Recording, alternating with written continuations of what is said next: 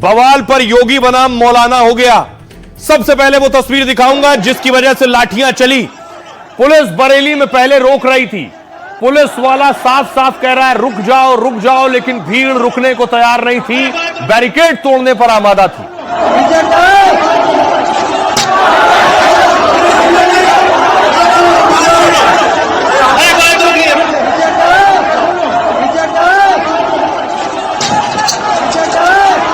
ये आप देख रहे हैं पुलिस वाला बार बार कह रहा है रुक जाओ, पुलिस वाले रोक रहे हैं, भीड़ पीछे से धक्का दे रही है। जब ये आलम हो गया, ये स्थिति हो गई, पुलिस के पास कोई और विकल्प नहीं था लाठी चलाने के सिवाय। इसके बाद लाठी चली है, देखिए कैसे धक्का दे रहे हैं। इनकी उम्र देखिए 18 साल, 20 साल, 25 साल के युवा धक्का दे रहे हैं।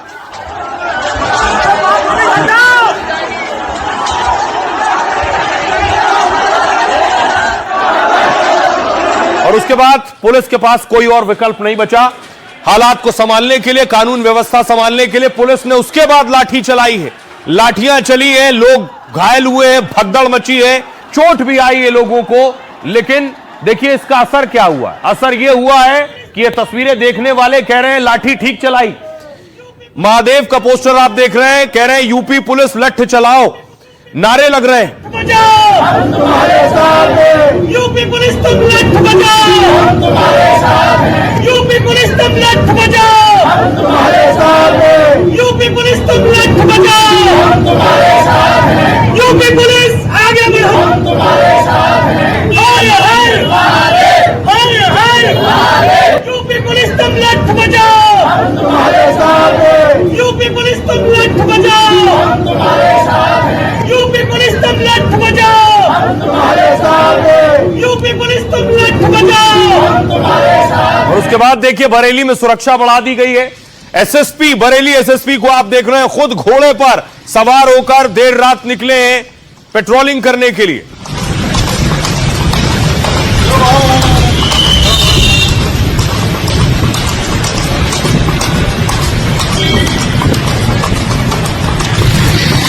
बरेली में हालात सामान्य हो, इसके लिए खुद एसएसपी सुरक्षा बंदोबस्त देखने के लिए सड़कों पर निकले। ये उस वक्त की तस्वीर है।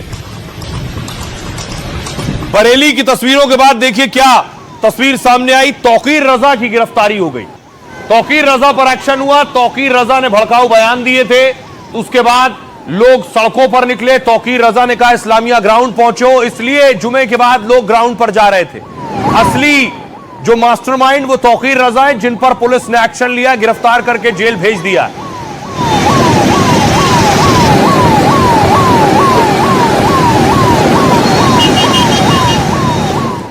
अब देखिए क्या पोस्टर लगे। एक तरफ I love Mohammad, I love Mahadev की बात हो रही थी, पोस्टर लग गया I love bulldozer. I love you baba and bulldozer, I love you baba and bulldozer.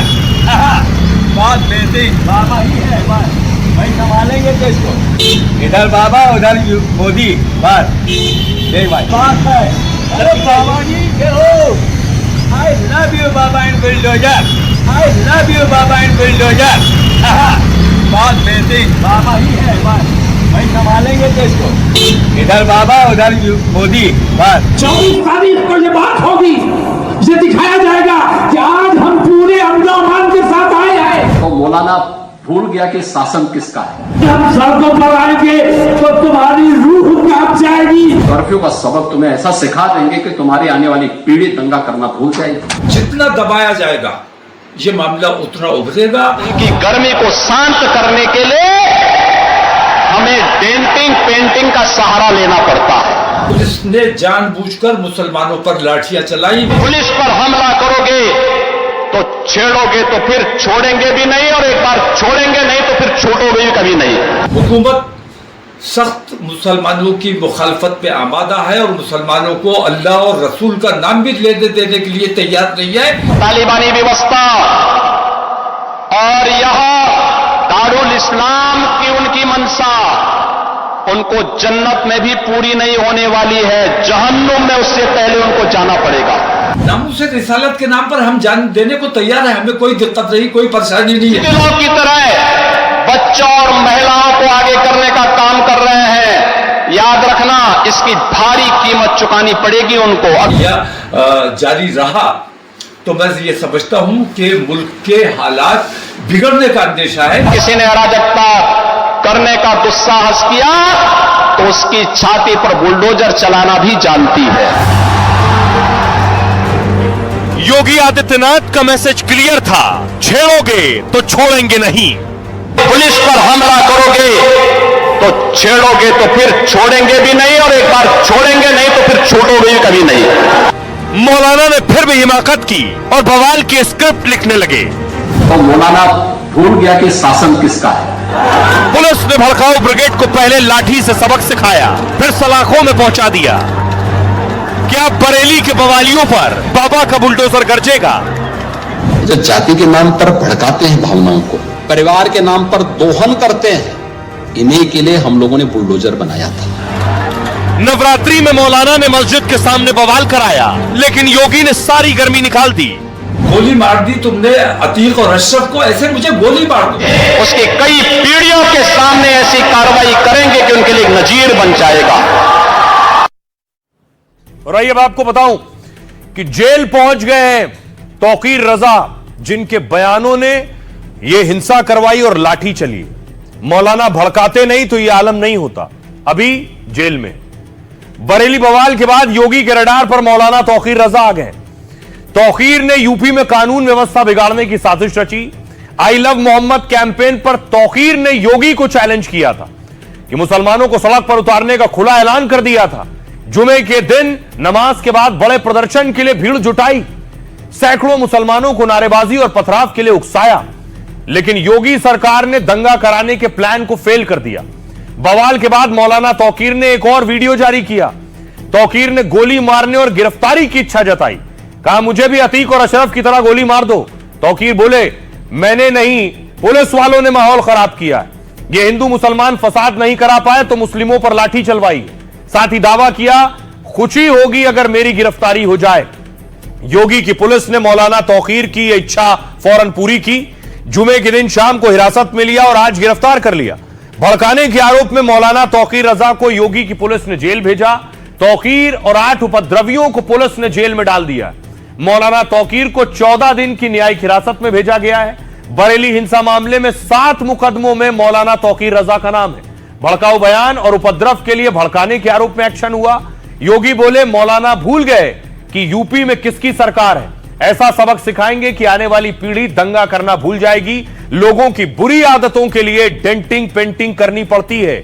बुरी आदतें ठीक करने के लिए डेंटिंग पेंटिंग कल बरेली में देखी होगी, ये योगी ने कहा। आप सुनिए जरा, तौकीर रजा कैसे मुस्लिम युवाओं को भड़का रहे थे और योगी क्या कह रहे हैं। जानबूझकर मुसलमानों पर लाठियां चलाई। मुसलमानों पर यह इल्जाम लगाया जा रहा है कि मुसलमानों ने पत्थर चलाया है। यह बिल्कुल झूठी बात है। मुसलमानों ने कोई पत्थर नहीं चलाया है। लोगों ने यह देखा है कि मुसलमानों ने अमन नुकसान नहीं पहुंचाया है, पुलिस ने खुद अमन को नुकसान पहुंचाया है। और हिंदू मुस्लिम फसाद नहीं हुआ, इसलिए पुलिस ने अपनी तरफ से फसाद मुसलमानों के ऊपर थोपने का काम किया है। और पूरे उत्तर प्रदेश के हिंदू और मुसलमान तमाम लोगों की जिम्मेदारी मुख्यमंत्री पर है। एक तरफा कार्रवाई ये नाकाबिले बर्दाश्त है। अगर ये रवैया जारी रहा तो मैं ये समझता हूं कि मुल्क के हालात बिगड़ने का अंदेशा है। भेदभाव नहीं करता किसी के साथ, कोई भी उसके साथ मिलकर के पर्व और त्योहार मना सकता है, कोई दिक्कत नहीं। आई लव मोहम्मद कह करके अव्यवस्था और आगजनी तोड़फोड़ का सहारा ले रहे हैं। उन्हें मालूम है ये शारदीय नवरात्रि है, विजयादशमी का पर्व है, और शारदीय नवरात्रि को अगर अव्यवस्था पैदा करोगे, चंड मुंड बनकर के कार्य करोगे तो मां भगवती कभी बर्दाश्त नहीं करने वाली है। मां भगवती तो ऐसे चंड और मुंडों को रोकने का ही कार्य करती है। इसीलिए सभी सनातन धर्मावलंबी मां भगवती दुर्गा की पूजा इसीलिए करती है जिससे शक्ति अर्जित कर सके। और उसके बाद योगी की पुलिस ने कार्रवाई शुरू की, क्योंकि साजिश थी दंगा भड़काने की, साजिश थी माहौल बिगाड़ने की, पुलिस का दावा है। यह तस्वीर आप देख रहे हैं, पुलिस ने गिरफ्तारियां शुरू की। कल ही पुलिस ने कई लोगों की गिरफ्तारियां की थी, कई लोगों को हिरासत में लिया था।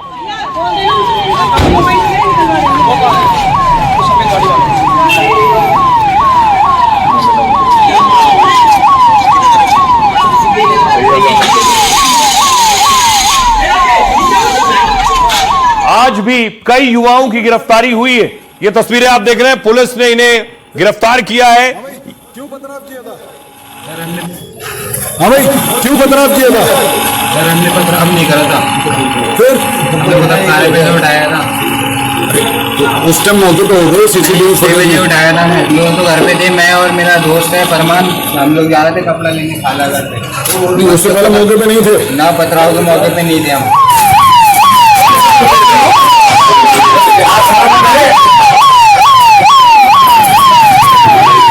हाँ भाई फरमान, क्यों पथराव किया था भाई? सरफराज नाम है मेरा, पथराव नहीं करा था सर। आपने? ना मैंने भी नहीं सर, मैं दुकान हमें तो खुद थाने पे से उठाया था सर, दोनों को, मुझे और फरमान को। मैं दुकान खुद थाने पे जा रहे थे हम लोग सर, बोले इधर आओ, पकड़ा और गाड़ी में बैठा दिया, जबरदस्ती घुसेड़ दिया। उसके बाद में यहाँ पे लिया। इस तरह की हिंसा के बाद क्या होता है? क्या तौकीर रजा ऐसे युवाओं को बचाएंगे जाकर? सीएम योगी के निर्देश पर पुलिस ने सख्त एक्शन लिया है और योगी की पुलिस ने करीब 2000 उपद्रवियों पर एफआईआर की है। बरेली के 5 अलग अलग थाने में 10 मुकदमे दर्ज हुए। करीब 40 उपद्रवियों को हिरासत में लेकर पूछताछ हो रही है। बरेली पुलिस बाकी उपद्रवियों की भी तेजी से तलाश कर रही है। हिंसा की तस्वीरें और वीडियो के आधार पर पहचान हो रही है। डीआईजी अजय साहनी ने जांच के लिए एसआईटी का गठन किया है। बरेली में भारतीय न्याय संहिता की धारा 163 लागू कर दी गई है, यानी 5 से ज्यादा लोग सार्वजनिक तौर पर इकट्ठा नहीं होंगे। बिना लिखित अनुमति के कोई कार्यक्रम आयोजित नहीं होगा। भारी संख्या में सुरक्षा बल तैनात किए गए, लगातार गश्त की जा रही है। पुलिस प्रशासन के आला अधिकारी सड़क पर उतरे हुए हैं। बरेली के संवेदनशील इलाकों में भी पैनी नजर रखी जा रही है। यह एक्शन अब आपको सुनवाता हूं, सुनिए जरा पुलिस क्या कह रही है, स्थानीय लोग क्या कह रहे हैं और जिनके लोग गिरफ्तार हुए वो क्या कह रहे हैं। माननीय मुख्यमंत्री जी का एक क्लियर कट मैसेज है, 0 tolerance for law and order को जो लोग डिस्टर्ब करते हैं उसके लिए, तो हम इसको भी 100% यहाँ पर भी लागू कर रहे हैं। हर प्रकार की कार्रवाई की जाएगी कि एक ऐसी नजीर बने कि आगे के लोग इस प्रकार की कृत्य करने से पहले 10 बार सोचें। 39 लोगों को अब तक हिरासत में लिया है। 8 लोगों को गिरफ्तार करके न्यायिक हिरासत में भेज दिया गया है, जेल भेज दिया गया है। इनके मोबाइल फोन जिन जिन के रिकवर किए गए हैं, उन मोबाइल फोन से भी एविडेंस कलेक्शन किया जा रहा है। नमाज पढ़ने गया था, बाहर से उसको गिरफ्तार करा गया और जो उसमें चलते हैं। वो अपनी नानी से मिलने आया था, नानी की तबीयत खराब थी, हार्ट मतलब उनको अटैक पड़ा था, तो उन्हें देखने आए थे, तो पुलिस ने घर में घुस के इन्हें उठा लिया। ये हमारा ही भाई है, ये शराफत में की दरगाह पे दुकान लगाया हुआ वो, तो उसको वहाँ से उठा के लेके आ गए हैं। हाँ, वहाँ से वो थोड़ा सा खाना लेने आया था अपना, तो उसको उठा के लेके आया। रात भर दुकान उसकी ऐसी लगी रही यहाँ पे, ना मिलने दे रहा है, ना खाने के नहीं दे रहा है, ना कुछ, और उसने कुछ भी नहीं करा। और 6:30 बजे की करीब मगरिब की बात है, उस टाइम पे कौन सा झगड़ा हुआ जिस टाइम पे आप उठा के लाए उन्हें। बहुत लोग घायल हुए हैं सर, किसी का सर फटा, किसी का पैर पे चोट लगी है, चोट बहुत आई है। अच्छा, छोटे छोटे बच्चों के खासतौर पर चोट आई है। अब सोचिए इस एक्शन पर तौकीर रजा जैसे लोग जो भड़का रहे थे, सड़कों पर बुला रहे थे, वो क्या करेंगे? न जाने कितने बेगुनाह और कितने ऐसे लोग जो परेशान होंगे। अगली तस्वीर मैं आपको दिखाऊं, ये देख रहे हैं पुलिस ने फ्लैग मार्च किया, पेट्रोलिंग की है, सिक्योरिटी बढ़ा दी है जिससे कानून व्यवस्था दुरुस्त रहे।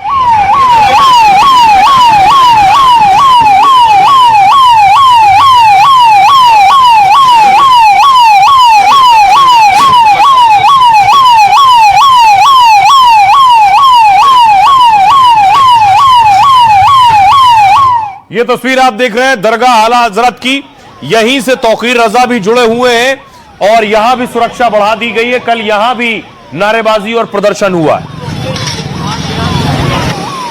लेकिन बड़ा खुलासा पुलिस का है कहना कि जो भीड़ थी इसमें बहुत से उपद्रवी बाहर से आए थे, यानी भाड़े के लोग थे और हिंसा के मकसद से ही बुलाए गए थे। यानी ये हिंसा क्या पूरी प्लानिंग से हुई थी, यानी बड़े दंगे की साजिश थी? क्या पुलिस क्या कह रही? बरेली बवाल में बाहरियों के शामिल होने का शक है। डीआईजी अजय साहनी ने माना है कि बाहर से लोग आए थे। पुलिस के मुताबिक साजिश के तहत बवाल कराया गया। बरेली में हिंसक प्रदर्शन के लिए पहले से तैयारी थी। डीआईजी ने कहा प्लानिंग के तहत लोगों को बुलाया गया। सोशल मीडिया पर 3-4 दिनों से ऐसे पोस्ट किए जा रहे थे। व्हाट्सएप के जरिए भीड़ इकट्ठा करने का दावा किया गया। यानी तौकीर रजा ने व्हाट्सएप पर बवाल की स्क्रिप्ट लिखी, व्हाट्सएप ग्रुप बनाकर लोगों को प्रदर्शन के लिए उकसाया, एक साथ कई ग्रुप में बल्क मैसेज के जरिए लोगों को इकट्ठा किया। मौलाना ने पुलिस को नमाज से पहले चैलेंज किया था, कहा था अगर कुछ हुआ तो पुलिस प्रशासन जिम्मेदार होगा, लेकिन पुलिस के मुताबिक 95% लोग नमाज पढ़कर जा चुके थे। बड़ी बात पुलिस कह रही है, 95% लोग नमाज पढ़कर चले गए। उसके बाद कुछ शरारती लोगों ने नारेबाजी, पथराव और फायरिंग की। पुलिस को चाकू, खोखा, कारतूस और हथियार मिले। डीआईजी साहनी ने बताया कि इसमें बाहर से बुलाए गए लोग शामिल थे। अगर आपको याद हो, इसी तरह हिंसा का पैटर्न पहले कई राज्यों में देखा गया। नवंबर 2024 में संभल में हिंसा हुई, वहां भी बाहर से उत्पाती आए और गोलियां चलाई गई। हरियाणा के नूह में आपको याद होगा 2023 में बवाल हुआ, पहाड़ी के पीछे से गोलियां चला रहे थे लोग। बरेली में भी भाड़े की भीड़ बुलाकर हिंसा का पैटर्न दोहराया गया, यानी सामने कोई और पीछे से कोई और खेल कर रहा था। सुनिए जरा डीआईजी क्या कह रहे हैं। इसमें अभी तक कुल 10 एफआईआर पंजीकृत की गई है और उस सारी एफआईआर में साक्ष्यों के आधार पर कार्रवाई की जा रही है। अभी तक कुल जो है 39 व्यक्ति हैं जो चिन्हित किए गए हैं और इसमें जो मुख्य साजिशकर्ता के तौर पर मौलाना तौकीर रजा का नाम सामने आया है, उनको भी गिरफ्तार करके न्यायिक अभिरक्षा में भेज दिया गया है। कि लगातार व्हाट्सएप ग्रुप से कुछ पहले चीजें जारी की गई हैं, फिर उनका खंडन किया गया है, लोगों को अलग अलग चीजें भेजी गई हैं, मैसेज करके लोगों को भड़काया गया है और लोग वहां पे जो मौके पे पहुंचे हैं उनके पास वेपन, पहले से ही भारी मात्रा में चीजें बरामद हुई, पथराव किया गया। इन सारे तथ्यों को देखते हुए पूरी तरह से लग रहा है कि ये पूर्व नियोजित है और पहले से तैयारी करके चीजें की गई थी।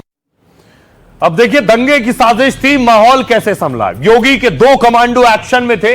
पहली तस्वीर आप देख रहे हैं डीआईजी, जिन्हें अभी आप सुन रहे थे, अजय साहनी, और दूसरी तस्वीर में आपको दिखाऊं, अजय साहनी को कई अवार्ड्स भी मिले हैं। दूसरी तस्वीर देखिए जरा, दूसरी तस्वीर है एसएसपी की।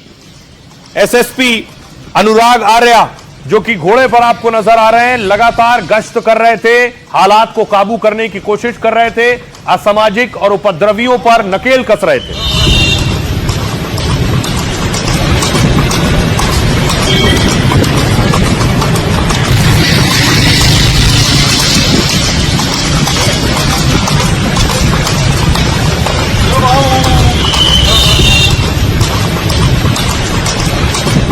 आइए आपको बताऊं योगी के दोनों कमांडो हैं कौन।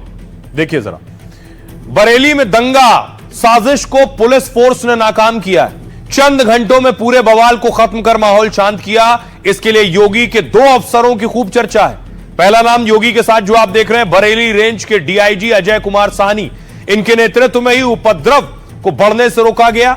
बरेली डीआईजी अजय साहनी 2009 बैच के यूपी कैडर के आईपीएस हैं। डीआईजी साहनी एनकाउंटर स्पेशलिस्ट के तौर पर जाने जाते हैं। आईपीएस अजय साहनी ने करियर में करीब 52 एनकाउंटर किए। 1 लाख के नामी कुख्यात नायडू गैंग के सरगना का एनकाउंटर किया। इस एनकाउंटर को यूपी सरकार ने दुर्लभतम बहादुरी बताया था। 50,000 के नामी सुजीत सिंह का भी एनकाउंटर किया। पूर्वांचल के D9 गैंग को खत्म किया और बावरिया गैंग की कमर तोड़ी है। आईपीएस अजय साहनी को बहादुरी के लिए 3 बार राष्ट्रपति पदक मिला है। अगला नाम देखिए, बरेली एसएसपी अनुराग आर्या भी बवाल के दौरान हीरो की तरह उभरे। अनुराग आर्या की गिनती यूपी के तेज तर्रार आईपीएस अफसरों में होती है।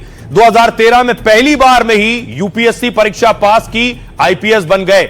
शुरुआती पोस्टिंग जो इनकी शुरुआती हुई वो अमेठी, बलरामपुर, मऊ और प्रतापगढ़ में रही। अनुराग की तेज तर्रार स्टाइल से मुख्तार अंसारी गैंग की कमर टूट गई थी। यह था योगी के 2 हीरो कमांडो। सुनिए जरा योगी क्या कह रहे हैं। भूल गए लोग, ये नया उत्तर प्रदेश है, नया भारत का उत्तर प्रदेश।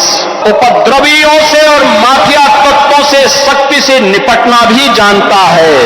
हम सम्मान सबको देंगे, सुरक्षा सबको देंगे, लेकिन अगर किसी ने सुरक्षा के साथ खिलवाड़ करने का दुस्साहस किया, निर्दोष नागरिकों पर हमला किया, बेटी की सुरक्षा और व्यापारी के प्रतिष्ठानों में आगजनी करने का दुस्साहस किया, तो कोई नहीं, उसकी कई पीढ़ियों के सामने ऐसी कार्रवाई करेंगे कि उनके लिए नजीर बन जाएगा। और यह सिर्फ बरेली में माहौल बिगाड़ना मकसद नहीं था। मऊ की तस्वीर देखिए जरा, मऊ में क्या हो रहा था। यह मऊ की तस्वीर आप देख रहे हैं। मऊ में भी प्रदर्शन हो रहा था इसी तरह से जैसे बरेली में हो रहा था।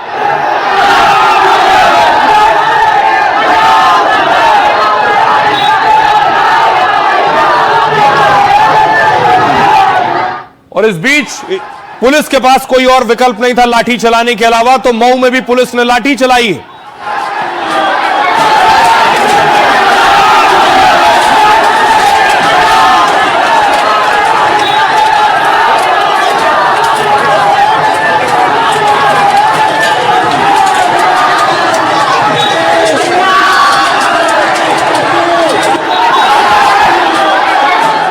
सिर्फ मऊ नहीं, इसका नजीर हर जगह देखने को मिल रही थी। दूसरे राज्यों में भी यही होने लगा था।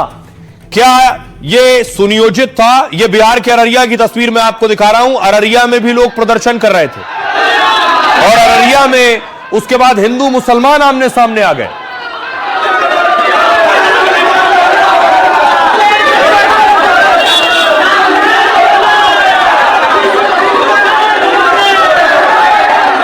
क्या ये किसी टूल किट का हिस्सा है? सवाल ये है। देश में देखिए अब कौन से बैनर पोस्टर गलियों, सड़कों और चौराहों पर लगने लगे। आखिर इसके पीछे किसकी साजिश है? देखिए, कहीं आई लव मोहम्मद के पोस्टर लगे हैं, कहीं आई लव महादेव के पोस्टर लगे हैं और कहीं अखंड भारत का पोस्टर लगा है, तो कहीं हिंदू राष्ट्र का पोस्टर लगा है। क्या सियासतदानों ने हवा दी है? आइए आपको बताऊं।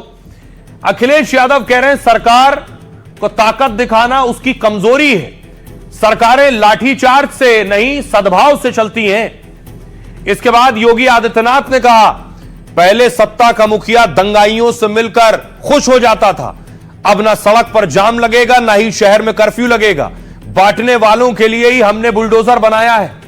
इकरा हसन कह रही है यूपी सरकार को संविधान की परवाह नहीं है, जनता एक दिन इनको मिट्टी में मिला देगी।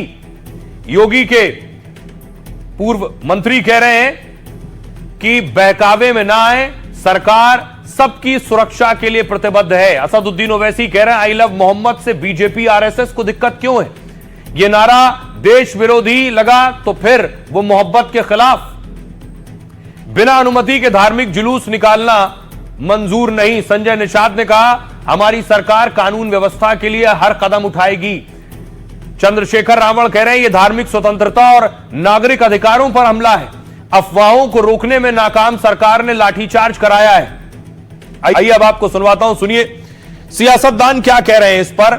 सवाल यही है, क्या सियासतदानों के बयानों ने भी माहौल बिगाड़ा है? सुनिए। बोलते अरे ये भड़काऊ भाषण देता जालिमों, मैं अनपढ़ नहीं हूं, मैं लंदन की कानून की डिग्री मेरे पास है। जिस्म को मत देखो, दाढ़ी को मत देखो, टोपी को मत देखो, जबान से सुनो। पोस्टर लेकर के चलते समय आपत्तिजनक नारे लगाए जाते हैं, विभिन्न समुदायों में वैमनस्य पैदा करने की चेष्टा होती है, तब वह आपत्ति की बात हो जाती है और उसके खिलाफ हम देश को सावधान करते हैं। घिनौनी इनकी हरकत है और हम इसके सख्त खिलाफ है। और ये सरकार जो है ये दिन प दिन इनका स्तर गिरता जा रहा है और इनको मिट्टी में मिलाने का काम ये जनता कर। जो लोग जो है वो लब के नाम पर हेट के हारर हंगामे और हुड़दंग में डटे हुए हैं, वो जो है वो मुल्क, मानवता और मजहब के खिलाफ संयुक्त रूप से अपराध करने में जुटे हुए हैं। गुंडा राज चल रहा है, माफिया राज चल रहा है, संविधान की कोई वैल्यू नहीं रह गई है। पुलिस को पावर इतना दे दिया गया है कि जिसको चाहे हाथ पैर तोड़ दो, जिसको चाहे उठा के जेल 2-4 साल के लिए भेज दिया हो रहा है। मैं खुली निंदा करना चाहता हूँ। कोई जंग की तैयारी थोड़ी थी, और जहाँ पर मोहम्मद साहब के नाम की बात आएगी तो वहाँ पर सबसे पहली चीज होगी शांति और इंसानियत। ये समझ लेना चाहिए लोगों को। पुलिस की जो कार्रवाई थी, जो पूरी तरीके से देखने में लग रही है कि सरकार के दबाव में की जा रही है, वो बहुत ही गलत है। सुमैया राणा, ये धमकी की भाषा का प्रयोग बंद करो, वरना सैलाब तो आंसुओं का आएगा, क्योंकि कार्रवाई इतनी कठोर होगी कि आंसुओं के सैलाब में आपके सारे अपराध बह जाएंगे। हिम्मत भी मत करना। बरेली के अंदर ये हंगामा और पुलिस के डंडे बरसाने, इसका फायदा पॉलिटिकली कौन उठाएगा? जिसको राजनीतिक फायदा होगा, इसके पीछे उसी का हाथ नजर आता है।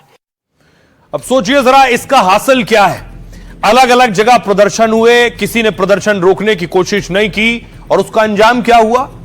अंजाम यह है, गिरफ्तारियां हुई युवाओं की। कानपुर में एक भी गिरफ्तारी नहीं हुई जहां से मामला शुरू हुआ, सिर्फ एफआईआर हुई है। लेकिन देखिए अलग अलग शहरों में गिरफ्तारियां हुई, दर्जनों गिरफ्तारियां हुई, कहीं 40 कहीं 50। तो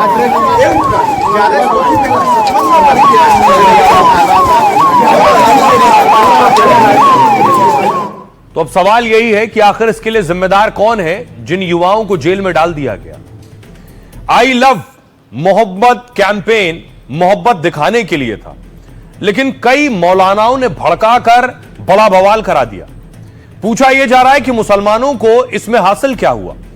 उपद्रव करने के चक्कर में लाठियां पड़ी और केस दर्ज हुए। अब अस्पताल और कोर्ट कचहरी के चक्कर लगाने पड़ेंगे। पुलिस थाने और अदालतों में बार बार पेश होना पड़ेगा, जबकि युवाओं के लिए यह वक्त पढ़ने लिखने का था। भड़काऊ बयान और पोस्ट के लिए वो बहकावे में आ गए। भड़काऊ मौलाना के चक्कर में कई लोगों की जिंदगी बर्बाद हुई। अब उनके परिजन थाने और जेल के बाहर गुहार लगा रहे हैं। यूपी के बरेली में हुए बवाल से कई सवाल खड़े हो रहे हैं। क्या मौलाना ने अपने एजेंडे के लिए भीड़ को उकसाया? पैगंबर मोहम्मद से मोहब्बत सही है, पर उपद्रव कैसे जायज है? मौलाना ने मुसलमानों को समझाने के बजाय भड़काया क्यों? अब सुनिए जरा, सुलझे हुए मौलाना और सियासतदान क्या कह रहे हैं, उन्हें सुनिए। मुझे नहीं समझ में आता ये क्या तमाशा बनाने की कोशिश हो रही है। ये किसी सूरत में जायज नहीं है और इससे बचना चाहिए। मुसलमान बहकावे में ना आए।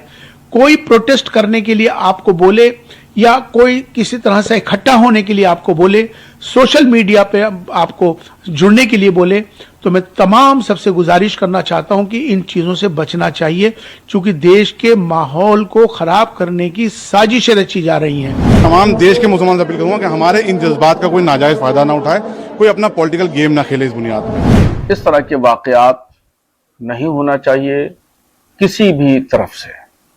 बहरहाल मैं तमाम लोगों से अपील कर रहा हूं कि अमन और शांति को बनाए रखें। योगी आदित्यनाथ इसके बाद बहराइच पहुंचे। यह तस्वीर आप देख रहे हैं बहराइच की। योगी जिस वक्त बहराइच में पहुंचे, एरियल सर्वे किया, क्योंकि यहां भेड़ियों का आतंक है। 5 शिकार हो चुके हैं।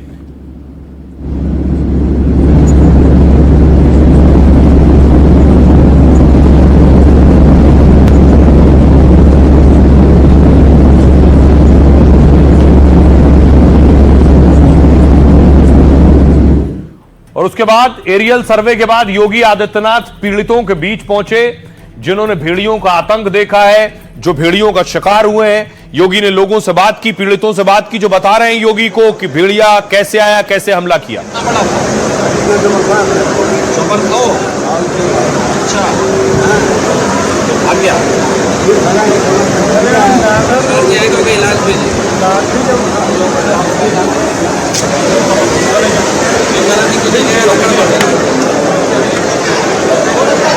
और अब भेड़िया देखते ही गोली मारने के आदेश दे दिए गए। पिछले साल आतंक मचाने के बाद बहराइच में फिर भेड़िया लौटा है। आदमखोरों ने 10 लोगों को शिकार बनाया है, 5 की मौत हो गई है। भेड़ियों के खौफ से बहराइच के कई जिलों में लोग घरों में कैद हैं। तमाम कोशिशों के बाद भी वन विभाग भेड़िए को पकड़ नहीं पाया है। योगी खुद अपडेट ले रहे हैं। उन्होंने आज इलाके का दौरा किया है। इसके बाद वन विभाग को सख्त दिशा निर्देश जारी किए गए। उन्होंने साफ आदेश दिया है कि पकड़ ना पाओ तो भेड़िए को गोली मार दो।